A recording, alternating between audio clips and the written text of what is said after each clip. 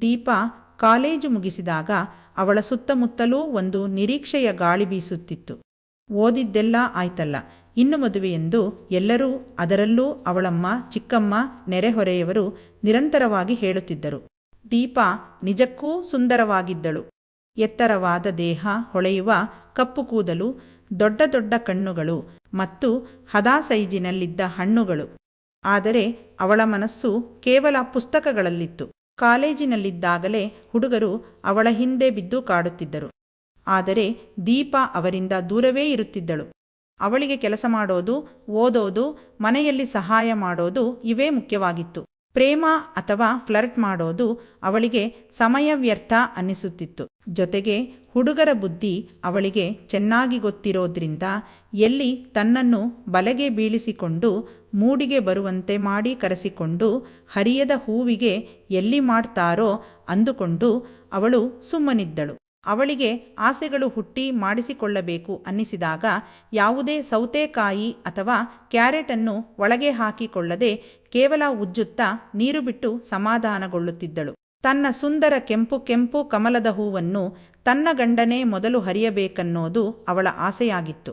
ಹುಡುಗರು ಬಂದು ಬಂದು ಅವಳನ್ನು ನೋಡಿಕೊಂಡು ಹೋಗುತ್ತಿದ್ದರು. ಕೆಲವರು ಶ್ರೀಮಂತರಾಗಿದ್ದರೆ ಕೆಲವರು ಚೆನ್ನಾಗಿ ಕಾಣುತ್ತಿದ್ದರು. ಇನ್ನೂ ಕೆಲವರು ಚೆನ್ನಾಗಿ ಮಾತನಾಡುತ್ತಿದ್ದರು. ಆದರೆ ಅವರೆಲ್ಲರೂ ದೀಪಾಳ ಹೃದಯವನ್ನು ಕದಿಯುವಲ್ಲಿ ವಿಫಲರಾಗುತ್ತಿದ್ದರು. ಅವಳು ಎಲ್ಲರಿಗೂ ನೋ ಅನ್ನುತ್ತಿದ್ದಳು. ಒಂದು ಸೋಮವಾರದ ದಿನ ಒಬ್ಬ ಹುಡುಗ ದೀಪಾಳನ್ನು ನೋಡಲು ಬರ್ತಾಯಿದ್ದಾನೆ ಅಂತ ಗೊತ್ತಾಗಿ ದೀಪಾಳಿಗಿಂತ ಹೆಚ್ಚಾಗಿ ದೀಪಾಳ ತಾಯಿ ತುಂಬಾ ಉತ್ಸಾಹದಲ್ಲಿದ್ದಳು. ನೋಡು ದೀಪ, ಇವನು ತುಂಬಾ ಶ್ರೀಮಂತ, ಕುಟುಂಬವೂ ಚೆನ್ನಾಗಿದೆ, ಜೊತೆಗೆ ಹುಡುಗ ಚೆನ್ನಾಗಿ ಓದ್ಕೊಂಡಿದ್ದಾನೆ, ನಿನಗೆ ಖಂಡಿತ ಇಷ್ಟವಾಗ್ತಾನೆ ಅಂದಳು. ಅದನ್ನು ಕೇಳಿಸಿಕೊಂಡ ದೀಪಾಳ ಮುಖ ಬಾಡಿತು. ನಾಳೆ ಇನ್ನೊಬ್ಬ ಬರ್ತಾನ ಅಂದುಕೊಂಡಳು. ಆದರೆ ತಾಯಿಯನ್ನು ನಿರಾಶೆಗೊಳಿಸಲು ಅವಳಿಗೆ ಇಷ್ಟವಿರಲಿಲ್ಲ. ಸರಿಯಮ್ಮ, ನೋಡೋಣ ಅಂದಳು. ಆದರೆ ಗೌತಮ್ ಬಂದಾಗ ಅವನನ್ನು ನೋಡಿದ ದೀಪಾಳ ಮನಸ್ಸು ಸ್ವಲ್ಪ ಬದಲಾಯಿತು. ಅವನು ನಿಜಕ್ಕೂ ಸುಂದರವಾಗಿ ಕಾಣುತ್ತಿದ್ದ. ಎತ್ತರವಾಗಿ ಚೆನ್ನಾಗಿ ಬೆಳೆದ ದೇಹ, ಹೊಳೆಯುವ ಕಣ್ಣುಗಳು, ಆತ್ಮವಿಶ್ವಾಸದಿಂದ ಮಾತನಾಡುವ ವಿಧಾನ, ಅವನ ಬಟ್ಟೆ ಬರೆ, ಕಾರು, ಕುತ್ತಿಗೆಯಲ್ಲಿರೋ ಚಿನ್ನದ ಸರ ಎಲ್ಲವೂ ಅವನ ಸಂಪತ್ತನ್ನು ಎತ್ತಿ ತೋರಿಸುತ್ತಿದ್ದವು. ಆದರೆ ದೀಪಾಳ ಗಮನ ಅದಕ್ಕಿಂತ ಹೆಚ್ಚಾಗಿ ಅವನ ಪ್ಯಾಂಟಿನ ಮೇಲೆ ಹೋಯಿತು. ಅದರ ಜಿಪ್ಪಿನ ಹತ್ತಿರ ತುಂಬಾ ಉಬ್ಬಿದಂತೆ ಕಾಣುತ್ತಿತ್ತು. ಅದನ್ನು ನೋಡಿ ಕಣ್ಣಿನಲ್ಲೇ ಅಳತೆ ಮಾಡಿದ ಅವಳು ಅದು ತುಂಬಾ ದೊಡ್ಡದಿದೆಯಂತ ಅರಿತುಕೊಂಡಳು. ಜೊತೆಗೆ ಅವನ ಮಾತಿನ ರೀತಿ, ಅವನು ಪ್ರಪಂಚವನ್ನು ನೋಡುವ ದೃಷ್ಟಿಕೋನ ಇವೆಲ್ಲವೂ ಅವಳನ್ನು ಸೆಳೆದವು. ಅವನು ಚುರುಕಾಗಿದ್ದ ಮತ್ತು ಹಾಸ್ಯಪ್ರಿಯನಾಗಿದ್ದ. ದೀಪ ಕಾಪಿ ತಂದು ಅವನಿಗೆ ಕೊಟ್ಟಾಗ ಇಬ್ಬರ ಕಣ್ಣುಗಳೂ ಸೇರಿದ್ದವು. ಅವನು ಉಪಯೋಗಿಸಿದ್ದ ಪರ್ಫ್ಯೂಮ್ನ ಸುವಾಸನೆ ತುಂಬಾನೇ ಚೆನ್ನಾಗಿತ್ತು. ಬಹುಶಃ ಹೊರಗಿನ ದೇಶದಿಂದ ತಂದಿರಬಹುದು ಅಂದುಕೊಂಡಳು. ಸ್ವಲ್ಪ ಹೊತ್ತಿನ ನಂತರ ನಾವು ಟೆರೆಸ್ಗೆ ಹೋಗಿ ಮಾತಾಡಬಹುದಾ ಎಂದು ಗೌತಮ್ ಪ್ರಸ್ತಾಪಿಸಿದ. ದೀಪಾಳ ತಾಯಿ ಖುಷಿಯಿಂದ ಒಪ್ಪಿಗೆ ಸೂಚಿಸಿದಳು. ಅವರಿಬ್ಬರೂ ಜೊತೆಯಲ್ಲಿಯೇ ಟೆರೆಸ್ನ ಮೇಲೆ ನಡೆದರು. ಅಲ್ಲಿ ತಂಪಾದ ಗಾಳಿ ಬೀಸುತ್ತಿತ್ತು. ದೀಪಾಳ ಕೂದಲು ಗಾಳಿಗೆ ಅಲ್ಲಾಡುತ್ತಿತ್ತು. ಅವಳು ಗೌತಮ್ನ ಹತ್ತಿರ ಕುಳಿತಳು. ಅವರು ಮಾತನಾಡಲು ಪ್ರಾರಂಭಿಸಿದರು. ದೀಪಾಳು ಏನೋ ವಿವರಿಸುತ್ತಾ ಕೈಗಳನ್ನು ಅಲುಗಾಡಿಸಿದಳು. ಆಗ ಗೌತಮ್ನ ದೃಷ್ಟಿ ಅವಳ ಕಡೆಗೆ ಹೋಯಿತು. ಆದರೆ ಅವನ ನೋಟ ಅವಳ ಮುಖದಿಂದ ಕೆಳಗೆ ಸರಿದು ಅವಳ ಸೀರೆಯ ರವಿಕೆ ಮೇಲೆ ಹೊತ್ತಿತ್ತು. ಗಾಳಿ ಸ್ವಲ್ಪ ಬೀಸಿದಾಗ ಅದವಳ ಹಣ್ಣುಗಳ ಆಕಾರವನ್ನು ಸ್ಪಷ್ಟವಾಗಿ ತೋರಿಸಿತು. ದೀಪಾಳಿಗೆ ಗೊತ್ತಾಯಿತು ಅವನು ಎಲ್ಲಿ ನೋಡುತ್ತಿದ್ದಾನೆಂದು. ಅವಳಿಗೆ ಸ್ವಲ್ಪ ನಾಚಿಕೆಯಾಯಿತು. ಆದರೆ ಆ ನಾಚಿಕೆಯೊಳಗೆ ಒಂದು ಹೊಸ ಭಾವನೆ ಕೂಡ ಮೂಡಿತು. ಯಾವುದೋ ಹುಡುಗನ ದೃಷ್ಟಿ ತನ್ನ ಮೇಲೆ ಇರುವುದು, ಅವನಿಗೆ ತಾನು ಸುಂದರವಾಗಿ ಕಾಣುತ್ತಿದ್ದೇನೆ ಅನ್ನುವುದು ಅವಳಿಗೆ ಇದುವರೆಗೆ ಅನುಭವಿಸಿರದ ಒಂದು ಉದ್ರೇಕವನ್ನುಂಟು ಮಾಡಿತು. ಅವಳು ಮುಖ ತಿರುಗಿಸಿಕೊಂಡಳು. ಆದರೆ ತುಟಿಗಳ ಮೇಲೆ ಸಣ್ಣನಗು ಮೂಡಿತು. ಅದನ್ನು ಗಮನಿಸಿದ ಗೌತಮ್, ನಿನಗೆ ಅಭ್ಯಂತರ ಇಲ್ಲ ಅಂದ್ರೆ ನಾನು ನಿನ್ನ ಹಣ್ಣುಗಳನ್ನು ನೋಡಬಹುದಾ ಅನ್ನುತ್ತಾನೆ. ಅವಳು ನಾಚುತ್ತಾ, ನೀವು ನನ್ನನ್ನು ನೋಡೋಕೆ ಬಂದಿದ್ದಲ್ವಾ ಅಂತ ಕೇಳ್ತಾಳೆ. ನಾನು ನಿನ್ನನ್ನೇ ನೋಡೋಕೆ ಬಂದಿದ್ದು, ಆದರೂ ನಿನ್ನ ಹಣ್ಣುಗಳನ್ನು ನೋಡ್ಬೇಕಂತ ಆಸೆಯಾಗ್ತಿದೆ, ತೋರಿಸ್ತೀಯಾ ಅಂತ ಕೇಳ್ತಾನೆ. ಆಗವಳು, ಇಲ್ಲ ತೋರಿಸಲ್ಲ, ಅದೇನಿದ್ರೂ ಮದುವೆಯಾದ್ಮೇಲೇನೆ ಅಂತಾಳೆ. ಓ ಹಾಗಾದ್ರೆ ನನ್ನ ತಮ್ಮನನ್ನು ನೋಡ್ತೀಯಾ ಅನ್ನುತ್ತಾ ಅದನ್ನು ಸವರುತ್ತಾನೆ. ಅದನ್ನ ಕೇಳಿದ ಅವಳ ಹೃದಯ ಬಡಿತ ಜಾಸ್ತಿಯಾಗುತ್ತೆ. ಅದನ್ನು ನೋಡ್ಬೇಕನ್ನೋ ಆಸೆ ಇದ್ರೂ ಎರಡೂ ಕೈಗಳಿಂದ ಕಣ್ಣು ಮುಚ್ಚಿಕೊಂಡು ನಾಚಿಕೆಯಿಂದ ಬೇಡಪ್ಪ ಅಂತಾಳೆ. ಒಂದ್ಸಲ ನೋಡು, ಪರವಾಗಿಲ್ಲ, ನೀನಂತೂ ತೋರ್ಸಲ್ಲ, ನಾನು ತೋರಿಸ್ತೀನಿ ಎಂದ್ರೂ ನೋಡಲ್ಲ ಅಂತೀಯಲ್ಲ ಅಂತಾನೆ. ಅವಳು ಕಣ್ಣು ಮುಚ್ಚಿಕೊಂಡು ನಿಂತಿರ್ತಾಳೆ. ಆಗ ತನ್ನ ಜೀಪ್ ಓಪನ್ ಮಾಡಿ ತನ್ನದನ್ನು ಹೊರಗೆ ತೆಗೆದ ಗೌತಮ್, ಹೇ ಇಲ್ನೋಡೆ ಅಂತಾನೆ. ಆಗ ದೀಪಾ ಮೆಲ್ಲಗೆ ಕಣ್ಣು ಬಿಟ್ಟು ನೋಡ್ತಾಳೆ. ದೊಡ್ಡ ದೊಣ್ಣೆಯೊಂದು ಜಿಪ್ಪಿನಿಂದ ಹೊರಗೆ ಬಂದು ಆಕಾಶ ನೋಡುತ್ತಿರುತ್ತೆ. ಅದರ ಮುಂಬದಿ ಕೆಂಪು ಕೆಂಪಾಗಿ ಟೊಮೆಟೊ ಹಣ್ಣಿನ ರೀತಿ ಇರುತ್ತೆ. ಅದನ್ನ ನೋಡಿದ ಅವಳಿಗೆ ಬಾಯಿಯಲ್ಲಿ ನೀರೂರಲು ಶುರುವಾಗುತ್ತೆ. ಅವಳು ಮೊದಲ ಬಾರಿಗೆ ಗಂಡಸೊಬ್ಬನ ಅಮೂಲ್ಯವಾದ ವನಕೆಯನ್ನು ನೋಡುತ್ತಿದ್ದಾಳೆ. ಅವಳಿಗರಿವಿಲ್ಲದಂತೆ ಬಾವಿಯ ಸಂದಿಯಲ್ಲಿ ನೀರು ಚಿಮ್ಮಲು ಆರಂಭವಾಯಿತು. ಅವಳು ಯಾರಾದ್ರೂ ನೋಡಿದ್ರೆ ಕಷ್ಟ, ಬೇಗ ಒಳಗೆ ಹಾಕೊಳ್ಳಿ ಅಂತಾಳೆ.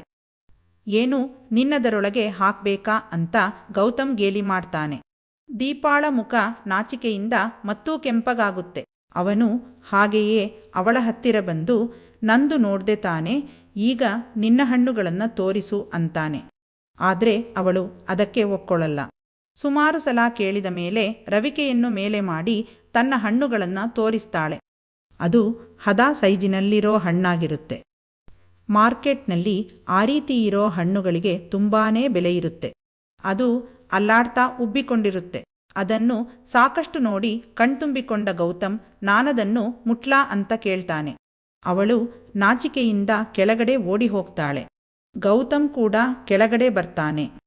ಈ ಬಾರಿ ದೀಪಾ ನೇರವಾಗಿ ಅವನ ಕಡೆ ನೋಡ್ತಾಳೆ. ಅವನ ಕಣ್ಣುಗಳಲ್ಲಿ ಒಂದು ಆಳವಾದ ಆಸೆಯಿತ್ತು. ಅವಳ ಹೃದಯ ಡವ್ ಎಂದಿತು. ನನಗೆ ಹುಡುಗ ಇಷ್ಟ ಅಂತ ಅವಳು ಎಲ್ಲರೆದುರು ಹೇಳಿ ಒಳಗೆ ಓಡಿದಳು.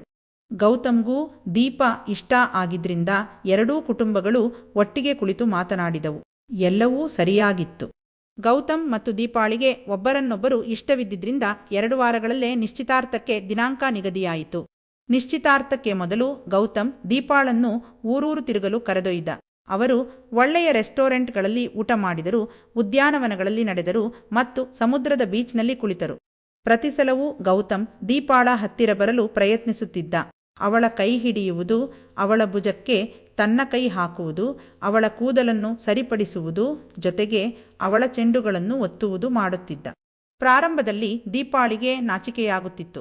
ಗೌತಮ್ ಇದೆಲ್ಲ ಮದುವೆಯಾದ ನಂತರ ಮಾಡೋಣ ಅಂತ ಅವಳು ಹೇಳುತ್ತಿದ್ದಳು. ಆದರೆ ಗೌತಮ್ ನಕ್ಕು, ಏನೂ ತಪ್ಪಿಲ್ಲ ದೀಪಾ, ನಾವು ಮದುವೆಯಾಗಲು ಹೊರಟಿದ್ದೇವೆ ಎಂದು ಅವಳ ಕೈ ಬಿಗಿಯಾಗಿ ಹಿಡಿದ.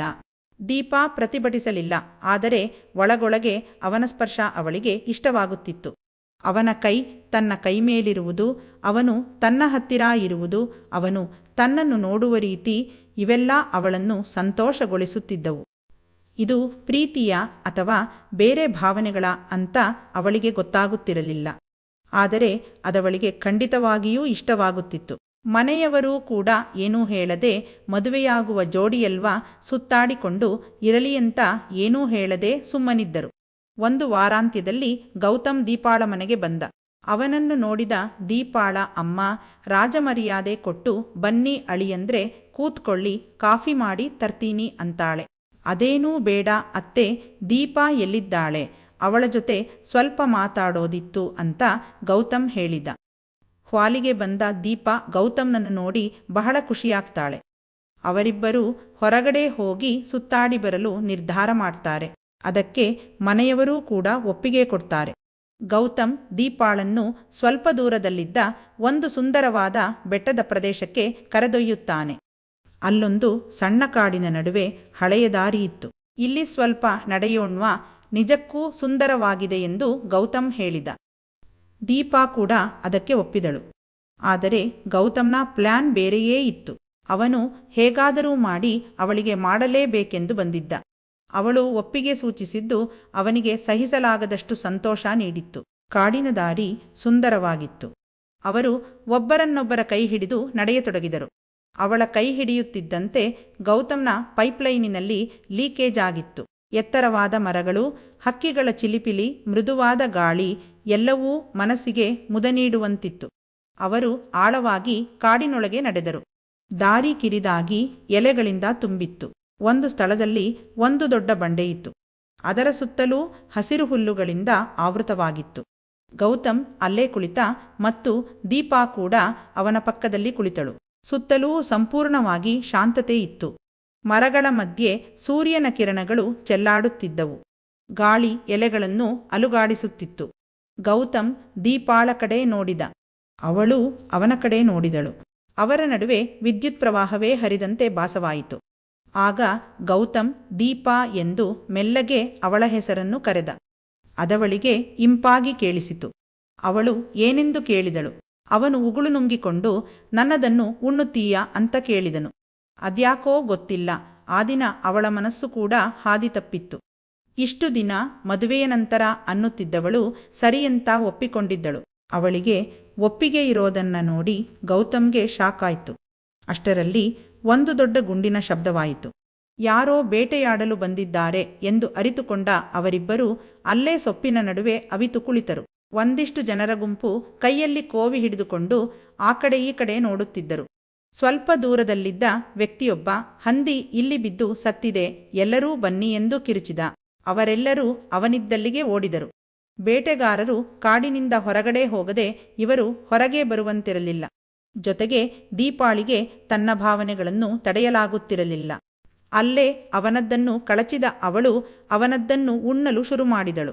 ಅವನೂ ಕೂಡ ಅವಳದ್ದೆಲ್ಲವನ್ನೂ ಕಳಚಿ ಹಾಕಿದ ಮತ್ತು ಎಳನೀರುಗಳನ್ನು ಕುಡಿಯಲು ಆರಂಭಿಸಿದ. ಆ ಸೊಪ್ಪಿನ ನಡುವೆ ಬೇಟೆಗಾರರು ಹಂದಿಯನ್ನು ಹೊತ್ತುಕೊಂಡು ಹೋಗುತ್ತಿರುವುದು ಅವರಿಗೆ ಕಾಣಿಸಿತು. ಆದರೂ ಆ ಸೊಪ್ಪಿನ ರಾಶಿಯಿಂದ ಅವರು ಹೊರಗೆ ಬರಲಿಲ್ಲ. ಗೌತಮ್ ಅವಳ ಹರಿಯದ ದಪ್ಪ ಎಲೆಯನ್ನು ತನ್ನ ಗೂಟ ಸಿಕ್ಕಿಸಿ ಹರಿದ. ಮೊದಲನೇ ಸಲ ಆದ್ದರಿಂದ ನೀರಿನ ಜೊತೆ ರಕ್ತ ಸುರಿಯಿತು. ಆದರೂ ಬಿಡದೆ ರುಬ್ಬುವ ಕಾರ್ಯಕ್ರಮವನ್ನು ಮುಂದುವರಿಸಿದ. ಕೊನೆಗೆ ನದಿಗಳ ನೀರು ಸಮುದ್ರಕ್ಕೆ ಸೇರುವಂತೆ ಎಲ್ಲವೂ ತಳಸೇರಿತ್ತು. ಎಲ್ಲ ಮುಗಿದ ನಂತರ ಕಾರು ಹತ್ತಿಕೊಂಡು ಮನೆ ಕಡೆ ಹೊರಟರು. ಕಾರಿನಲ್ಲಿ ದೀಪಾ ಗೆಣಸನ್ನು ಉಣ್ಣುವುದನ್ನು ಮತ್ತು ಅವನ ಪೈಪಿನಿಂದ ಬಂದ ನೀರನ್ನು ಕುಡಿಯುವುದನ್ನು ಮರೆಯಲಿಲ್ಲ. ನಿಶ್ಚಿತಾರ್ಥದ ದಿನ ಬಂದಾಗ ಎಲ್ಲವೂ ಬೆಳಗಿನ ಹೊಳಪಿನಂತೆ ಸ್ಪಷ್ಟವಾಗಿತ್ತು. ಅವಳು ಎಲ್ಲವನ್ನೂ ತನ್ನ ಒಡಲಾಳದಲ್ಲಿ ಇಟ್ಟುಕೊಂಡು ಸಿದ್ಧಳಾಗುತ್ತಿದ್ದಳು. ದೀಪಾ ಸಾಂಪ್ರದಾಯಿಕ ಕೆಂಪು ಸೀರೆ ಉಟ್ಟಿದ್ದರೆ ಗೌತಮ್ ಧೋತಿ ಮತ್ತು ಕುರ್ತಾ ಧರಿಸಿದ್ದ. ದೀಪಾಳ ಬೆರಳಿಗೆ ಬಂಗಾರದ ಉಂಗುರವನ್ನು ಸಿಕ್ಕಿಸುವಾಗ ಗೌತಮ್ ಅವಳ ಕೈ ಬಿಗಿಯಾಗಿ ಹಿಡಿದ. ದೀಪಾಳ ಕಣ್ಣುಗಳಲ್ಲಿ ನೀರು ತುಂಬಿತ್ತು, ಆದರೆ ಅದು ಸಂತೋಷದ ನೀರಾಗಿತ್ತು. ಅವಳು ಗೌತಮ್ನ ಕಡೆ ನೋಡಿದಳು. ಅವನ ಕಣ್ಣುಗಳು ಅವಳನ್ನು ನೋಡುತ್ತಿದ್ದವು, ಅದೇ ತೀವ್ರತೆಯಿಂದ, ಅದೇ ಪ್ರೀತಿಯಿಂದ. ಕಾಡಿನಲ್ಲಿ ಅನುಭವಿಸಿದ್ದೆಲ್ಲವೂ ಅವಳ ನೆನಪಿಗೆ ಬಂತು. ಅವಳು ನಕ್ಕಳು. ಗೌತಮ್ ಕೂಡ ನಕ್ಕ. ನಿಶ್ಚಿತಾರ್ಥದ ನಂತರ ಎಲ್ಲವೂ ವೇಗವಾಗಿ ಸಾಗಿತ್ತು. ಮದುವೆಯ ದಿನಾಂಕವೂ ಬಂದೇ ಬಿಟ್ಟಿತು. ಆದರೆ ಗೌತಮ್ ದೀಪಾಳನ್ನು ಮದುವೆಯಾಗಲು ನಿರಾಕರಿಸಿದ. ಅದನ್ನು ಕೇಳಿಸಿಕೊಂಡ ಅವಳಿಗೆ ಆಕಾಶವೇ ಬಿರಿದು ತಲೆ ಮೇಲೆ ಬಿದ್ದಂತಾಯಿತು. ಅವಳಿಗೆ ತನ್ನನ್ನು ತಾನು ಅವನಿಗೆ ಅರ್ಪಿಸಿಕೊಂಡೆನೆಂದು ನೆನೆದುಕೊಂಡು ದುಃಖವಾಯಿತು. ಇದಾದ ನಂತರ ಅವಳು ಮನೆಯವರು ತೋರಿಸಿದ ಇನ್ನೊಂದು ಹುಡುಗನಾದ ನಾಗೇಶನನ್ನು ಮದುವೆಯಾಗಲು ನಿರ್ಧರಿಸಿದಳು. ಅವನು ತಾನು ಅಂದುಕೊಂಡ ಹಾಗೆ ಇರದಿದ್ದರೂ ಮದುವೆಯಾಗಲೇಬೇಕಿತ್ತು. ದೊಡ್ಡದಾಗಿ ಅಲಂಕರಿಸಲಾದ ಮಂಟಪದಲ್ಲಿ ಮಂತ್ರಗಳ ಧ್ವನಿಯಲ್ಲಿ ದೀಪಾ ಮತ್ತು ನಾಗೇಶ್ ಮದುವೆಯಾದರು. ಎಲ್ಲವೂ ಸರಿಯಾಗಿ ಹೋಗುತ್ತಿದ್ದ ದೀಪಾಳ ಜೀವನಕ್ಕೆ ಸಡನ್ನಾಗಿ ತಿರುವು ಸಿಕ್ಕಿತ್ತು. ನಾಗೇಶ್ ಅವಳನ್ನು ಚೆನ್ನಾಗಿ ನೋಡಿಕೊಳ್ಳುತ್ತಿದ್ದ. ಆದರೆ ಗೌತಮ್ನ ನೆನಪುಗಳು ಜೊತೆಗೆ ಒಳಗೆ ಬಿಟ್ಟುಕೊಂಡಿದ್ದ ನೋಳೆ ನೀರು ಅವಳ ಜೊತೆ ಇನ್ನೂ ಇತ್ತು. ಇಷ್ಟವಿಲ್ಲದಿದ್ದರೂ ಸಂಸಾರ ಸಾಗುತ್ತಿತ್ತು. ಜೀವನದಲ್ಲಿ ಏನು ಬೇಕಾದರೂ ಆಗಬಹುದು, ನಾವು ಎಲ್ಲದಕ್ಕೂ ಸಿದ್ಧವಾಗಿಯೇ ಇರಬೇಕಾಗುತ್ತೆ.